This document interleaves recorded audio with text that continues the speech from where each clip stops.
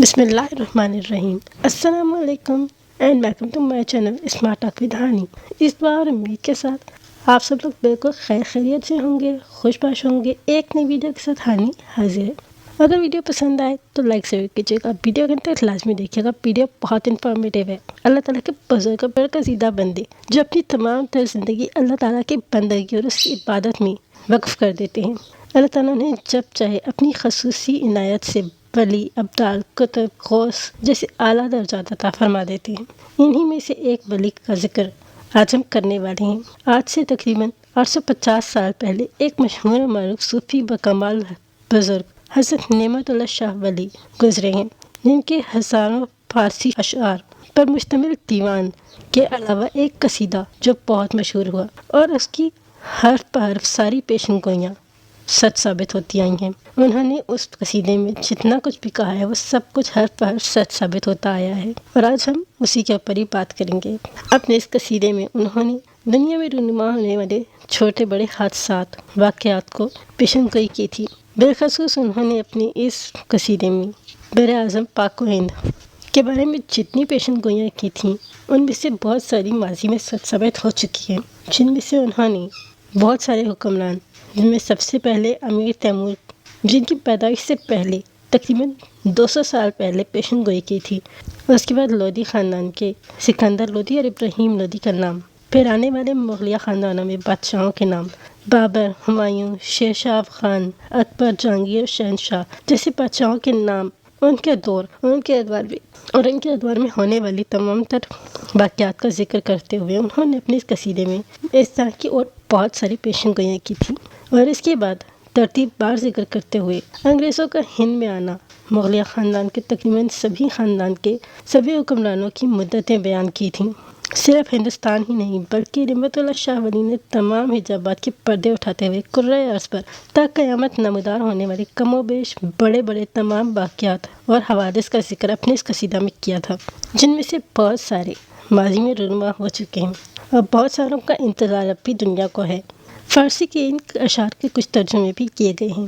نعمت اللہ شاہ ولی لکھتے ہیں، میں اللہ کی قدرت دیکھ رہا ہوں، بے زمانہ کی حالت دیکھ رہا ہوں، اور اس کا ترجمہ کچھ اس طرح کیا گیا ہے کہ میں یہ باتیں اللہ تعالیٰ کی قدرت سے کر رہا ہوں، کسی علم نجوم کے ذریعے نہیں۔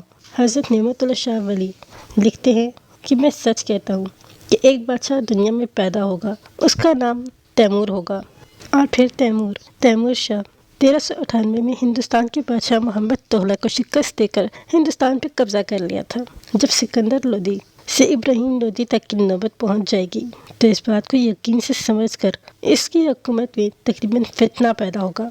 ہندوستان میں خاندان مغلیہ کے باقی بانی حکمران ظہیر الدین بابر نے جو امیر تیمور یا تیمور شاہ کی 5ویں پشت میں سے تھے، پانی پت کی پہلی لڑائی میں خاندان لودھی کے آخری حکمران ابراہیم لودھی کو شکست دے کر دہلی پہ قبضہ کر لیا تھا۔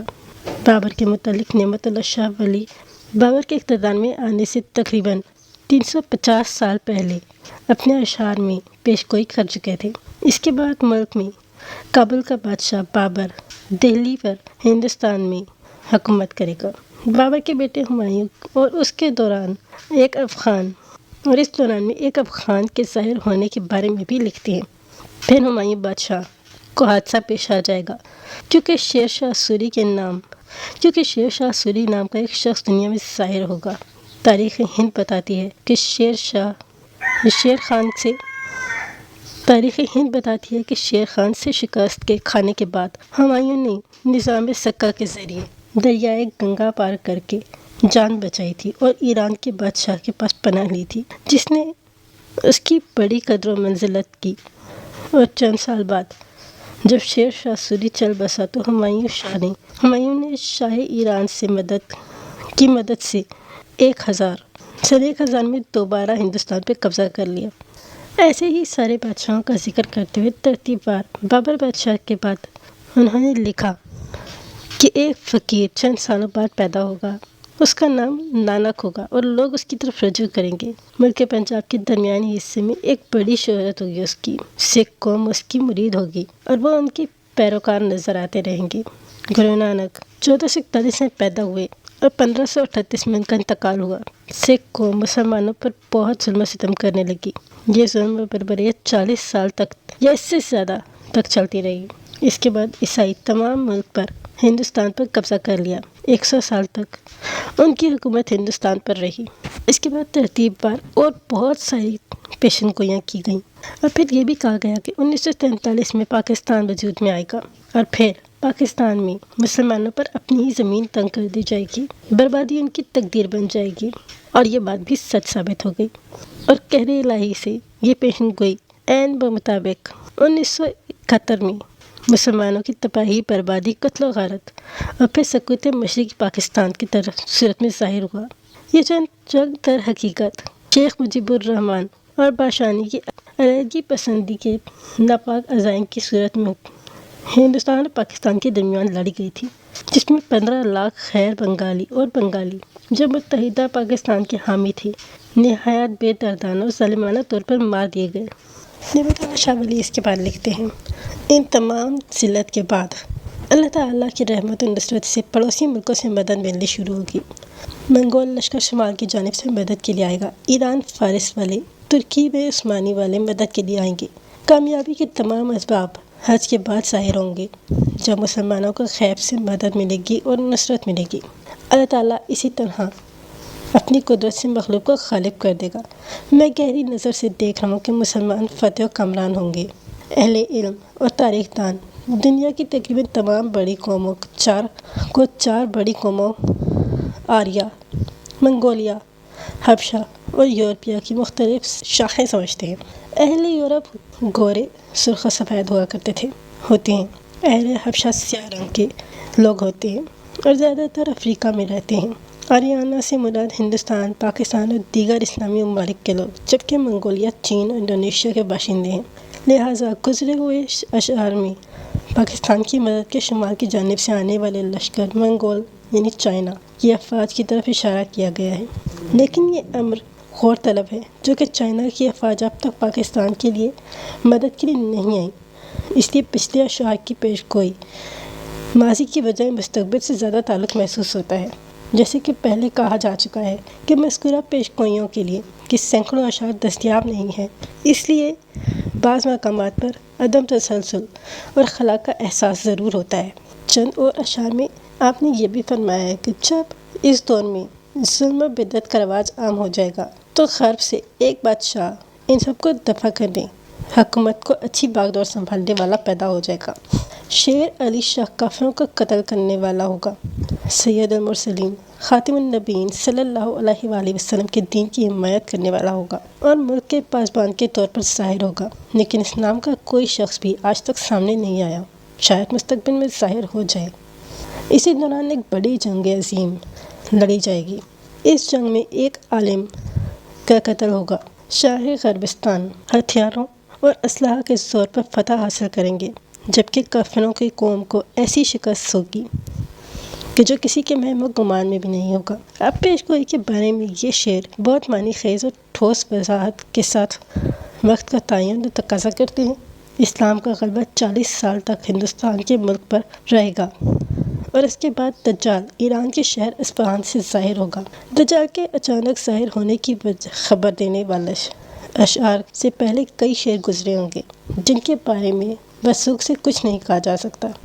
नेमतुल्लाह शाह वली के अशआर के वसी ज़ख़ीरा एक ही जल्द में 850 साल के तवील अरसे के बाद दस्तयाब होना नामुमकिन नहीं, मुश्किल ज़रूर है। और फिर इस काफिर दज्जाल को दफ़ा करने के लिए ईसा अलैहिस्सलाम तशरीफ़ लाएंगे और फिर मेहदी अलैहिस्सलाम ज़ाहिर होंगे।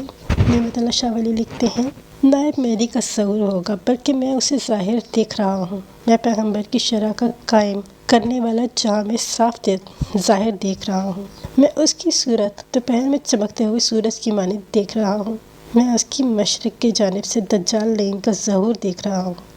उसकी एक आँख में फोला होगा, जबकि मैं उसको एक गधे पर सवार देख रहा हूँ। उसका लश्कर इस्फहान में होगा। मैं उसको यहूद और नसारा के लश्कर के साथ देख रहा हूँ। मैं मसीह को आसमान से उतरते देख रहा हूँ। मैं गुफा में गुबार देख रहा हूँ। मैं ईसा की तलवार से दज्जाल लईन का कत्ल देख रहा हूँ। इस्लाम की शरीयत से दीन की जीनत देख रहा हूँ। मैं दीन को محکم اور استوار دیکھ رہا ہوں۔ میں یہ وارداتیں اپنی طرف سے نہیں بلکہ ذات الہی سے کے رازوں سے دیکھ رہا ہوں۔ میں ایک کونے میں بیٹھا یہ سب کچھ دیکھ رہا ہوں۔ چند اور اشعار میں آپ نے لکھا ہے جس کا ترجمہ کچھ اس طرح ہے۔ نعمت اللہ شاہ ولی کچھ اور اشعار میں کہتے ہیں، بہن بھائی کے ساتھ، بیٹے ماں کے ساتھ، باپ بیٹی کے ساتھ عاشقانہ فعال میں کے مجرم ہوں گے۔ سرکار دو عالم صلی اللہ علیہ وآلہ وسلم کی امت سے بکثرت مجرمانہ افعال اور عاصیانہ اعمال سرزد ہوں گے۔ ہر طرف، ہر گلی، ہر کوچہ میں فسق و فجور عام ہو جائے گی۔ ماں اپنی بیٹی کے ساتھ بہت بہانہ سازی کرے گی، حلال جاتا رہے گا، حرام کی تمیز رہتی رہے گی، عورتوں کی عصمت جابرانہ اغوا کی جائے گی، نفرت پیدا ہوگی، بے پردگی آ جائے گی، عورتیں بے پردہ ہو جائیں گی، بظاہر معصوم لیکن اندر سے عصمت فروش ہوں گی۔ اکثر لوگ دختر فروشی، عصمت فروشی کریں گے، لوگ بے شرمی، بے حیائی زیادہ ہو جائے گی۔ ماں اپنی بیٹی کے ساتھ اپنے آپ کا موازنہ کرنے لگے گی، گویا حسن و جمال اور طرز و انداز میں خود کو اپنی بیٹی سے کم سمجھنے لگے گی۔ جھوٹ، ریاکاری، غیبت اور فسق عام ہو جائے گی، قتل و زنا عام ہو جائے گی۔ حضرت نعمت اللہ شاہ ولی اپنی پیشن گوئیوں کا رخ زمانے کی جہالت اور ریاکاری کی طرف موڑتے ہوئے یہ سب باتیں بتا رہے تھے۔ وہ گمراہ مفتی غلط فتوے دیا کریں گے، شریعت کے حق بیان میں بہت بہانہ سازی کریں گے۔ فاسق لوگ بڑی صفائی سے اپنی قوم کی بزرگی کریں گے اور پھر ان بزرگوں کے گھر ویران نظر آئیں گے۔ یہ واقعہ 2 عیدوں کے درمیان رونما ہوگا جب سورج 50 درجہ پر ہوگا، چاند شرطین کی منزل میں ہوگا۔ اس وقت ہندو بڑے آدمی کو مغلوب کر دے گا، ہر بڑے آدمی کو مغلوب کر دے گا۔ دراصل شین سے مراد شمس، نون سے مراد 50 درجہ اور شرطین سے مراد 2 تاریخ کا چاند۔ یہ واقعہ 22 نومبر 1971 کو صدر یحییٰ خان کے دور میں رونما ہوا تھا۔ یہ بات دراصل قابل توجہ ہے کہ اب تک پچھلے صفحات پر حضرت نعمت اللہ شاہ ولی کی پیشن گوئیاں جو چیدہ اشعار گزری ہیں ان میں سے بعض مقامات پر واقعات کے لحاظ سے ترتیب و تسلسل قائم نہیں ہے، مگر یہ سب سچ ہو چکے ہیں۔ اور اب ماضی کی ساری پیشن گوئیوں کو خیر بات کہتے ہوئے آگے چلتے ہیں مستقبل کی پیشن گوئیوں کی طرف۔ حضرت نعمت اللہ شاہ ولی مستقبل کی پیشن گوئیوں کے بارے میں لکھتے ہوئے مزید لکھتے ہیں، سب مسلمان نماز سے غافل ہو جائیں گے، روزہ، نماز، حج، زکوٰۃ، فطرانہ، یہ سب دکھاوے کے لیے رہ جائے گا۔ اس کے بعد ہندوستان کے ملک میں ایک شورش ظاہر ہوگی، مشرکانہ زمین پر فتنہ و فساد برپا ہوگا۔ اس خلفشار کے وقت بت پرست قوم کلمہ گو مسلمانوں پر اپنے ہندوانہ قہر و غضب کے ذریعے جابر ہوں گے۔ اپنی مدد کے لیے شمال مشرق کی طرف سے فتح حاصل کرنے کے لیے غالبانہ مدد آئے گی، جنگی ہتھیاروں اور جنگی کارروائیوں کے ماہر لشکر آئیں گے جس سے مسلمانوں کو زبردست بے حساب تقویت پہنچے گی۔ ترکی، عرب، ایران، مشرق وسطیٰ سے مدد پہنچے گی۔ پہاڑوں، بیابانوں، صحراؤں سے آراب آئیں گے۔ آگ والے سیلاب ہر جگہ رواں دواں ہوں گے۔ چترال، ناگا پربت، چین کے ساتھ گلگت کا علاقہ، تبت کا علاقہ میدان جنگ بنے گا۔ ترکی، چین اور ایران والے باہم یکجا ہو جائیں گے۔ سب تمام ہندوستان کو غائبانہ غازیانہ طور پر فتح کر لیں گے۔ یہ چیونٹیوں اور مکڑیوں کی طرح راتوں رات غلبہ حاصل کر لیں گے۔ میں قسم کھاتا ہوں اللہ تعالیٰ کی مسلمانوں کو فتح ہوگی۔ اہل کابل بھی کافروں کے قتل کرنے کے لیے نکل آئیں گے۔ کافر لوگ دائیں بائیں بہانہ سازی کریں گے۔ سرحد کے غازیوں سے زمین مرکز کی طرح لرزے گی۔ ہم مقصد کے حصول کے لیے دیوانہ وار آئیں گے۔ عام و خاص سب کے سب لوگ جمع ہو جائیں گے۔ اس کام سے سینکڑوں قسم کے غم کی زیادتی ہوگی۔ فریضہ حج کے بعد اور عید الفطر کی نماز سے پہلے ہاتھ سے نکلا ہوا سب علاقہ حاصل کر لیا جائے گا۔ دریائے اٹک، دریائے سندھ کافروں کے خون سے 3 مرتبہ بھر کر جاری ہوگا۔ نعمت اللہ شاہ ولی کی پیشن گوئیوں کا ہر شعر جہاں ایک الگ باب کی حیثیت رکھتا ہے، وہاں مستقبل کے بارے میں ان اشعار میں جس کی صاف طور پر دریائے اٹک، دریائے سندھ کا نام لے کر اس میں 3 مرتبہ کفار کے خون کا جاری رہنا یہ پیشن گوئی کی گئی ہے، مسلمانوں اور کافروں کے درمیان ایک انتہائی خونریز جنگ کا ظاہر کرتا ہے، جس میں اگلے اشعار کے تناظر میں مسلمانوں کو فتح حاصل ہوگی۔ لیکن اس شعر کی تشریح اس وقت جغرافیائی واقعاتی لحاظ سے اس اہم نقطہ پر غور کیا جائے کہ بھلا کفار کے خلاف مذکورہ خونریز جنگ آخر پشاور سے 45 میل دور دریائے اٹک تک کیسے آ پہنچے گی، جبکہ دریائے سندھ مشرق مغرب میں صرف صوبہ سرحد خیبر پختونخوا، قبائلی علاقہ افغانستان اور چند آزاد جمہوری ریاستوں میں واقع مسلمانوں پر مشتمل ہے۔ تو کیا اٹک کے کنارے کفار کی مزاحمت یہی مغرب کی طرف سے آنے والے مسلمان کریں گے؟ دوسرا انتہائی تشویشناک اور حیرت انگیز پہلو یہ ہے کہ اگر مغرب کی طرف سے کفار کا آنا بعید القیاس ہے تو پھر کفار دریائے اٹک تک پاکستان کے مشرق یا شمال مشرق کی جانب سے کن راستوں سے یا علاقوں سے پہنچ کر آخر اٹک کو تباہ کرنے کی کوشش کریں گے؟ مزید لکھتے ہیں، پنجاب، لاہور، شہر لاہور، ملک کشمیر نصرت شدہ، دریائے گنگا اور جمنا کا علاقہ، بجنور شہر مسلمان غالبانہ طور پر قبضہ کر لیں گے۔ اور تشریح اس کی کچھ اس طرح کی گئی ہے کہ اس شہر میں مذکورہ صوبے علاقے اور شہروں کے نام بالواسطہ خاص طور پر دریائے اٹک میں خونریز معرکہ جو مسلمانوں کی فتح کو ظاہر کرتا ہے اور دشمن کو پیچھے دھکیلتے ہوئے پنجاب، لاہور، کشمیر، ہندوستان اور دریائے گنگا جمنا کے درمیان دوآبا کا وسیع علاقہ اور شہر پنجنور مسلمان غالبانہ طور پر قبضہ کریں گے۔ خوبرو لڑکیاں، حسین دلربائیں مجاہدین مال غنیمت کے زمرے میں اپنی ملکیت میں لے لیں گے۔ اس شعر میں پچھلے گزرے ہوئے اشعار کی مکمل تشریح اور توضیح کو حتمی نتیجہ مسلمانوں کی فتح کی شکل میں سامنے آیا جاتا ہے۔ اس کام کے بعد کافر مغلوب ہو جائیں گے، مسلمانوں کی جری افواج کو فتح کی خوشی نصیب ہوگی۔ یہ لڑائی 6 ماہ تک انسانوں کے درمیان چلتی رہے گی۔ مسلمان اللہ کے فضل سے فاتح ہوں گے، اللہ تعالیٰ کے حکم سے مسلمانوں کو خوشی نصیب ہوگی۔ دین و ایمان کے جملہ بدخواہ لوگ قتل کر دیے جائیں گے، تمام ہندوستان ہندوؤں کی علمداری سے پاک ہو جائے گی۔ قیامت کے زلزلوں کی مثال ایک زلزلہ آئے گا اور وہ زلزلہ ہندوستان اور سندھ کو بھی قہر بند کرنا مدار ہوگا۔ ہندوستان کی مغرب یعنی یورپ کی تقدیر بھی خراب ہو جائے گی۔ تیسری جنگ عظیم شروع ہوگی۔ جنگ عظیم دوم میں شکست خوردہ جرمنی یا جاپان روس کے ساتھ برادری کر لے گی۔ اس جنگ میں جہنمی قسم کے انتہائی مہلک آتشی ہتھیار استعمال کیے جائیں گے۔ یہ متوقع تیسری جنگ عظیم ہوگی جس میں ایسے ایٹمی ممالک برسر پیکار ہوں گے جن کے پاس ایٹمی ہتھیاروں کی تعداد بہت زیادہ ہوگی جو دنیا کے درجنوں مرتبہ تباہ کر سکتی ہے اور برباد کر کے راکھ کا ڈھیر بنا سکتے ہیں۔ روس بھی چین کے قہر و غضب سے تباہ ہو جائے گا۔ چین سے روس کے مکر و فریب اور حیلہ بہانہ سے امان حاصل کر کے جان بچا لے گا۔ انگلستان اتنا تباہ ہوگا کہ اس کا ایک نقطہ بھی باقی نہ رہے گا سوائے اس کے نام کے کہ تذکرہ اس کا کتابوں میں رہے گا۔ یہ انہیں غیبی سزا ملی اور مجرم کا خطاب حاصل کیا، لہٰذا کوئی دوسرا شخص راہبوں کی طرح سربلندی نہیں کرے گا۔ ان بے ایمان لوگوں نے اپنی دنیا خراب کر ڈالی، آخر انہوں نے اپنی منزل دوزخ بنا لی۔ اور یہ تھی آج کی انفارمیٹیو ویڈیو جس میں ہم نے قریب 800 سال قبل حضرت نعمت اللہ شاہ ولی کی گئی پیشگوئیوں کا ذکر کیا ہے۔ اگر آپ کو ویڈیو پسند آئی ہو تو لائک کیجیے گا، چینل کو ضرور سبسکرائب کر دیجیے گا مزید بہت اچھی اور انفارمیٹیو ویڈیوز کے لیے۔ دعا میں یاد رکھیے گا۔ اللہ حافظ۔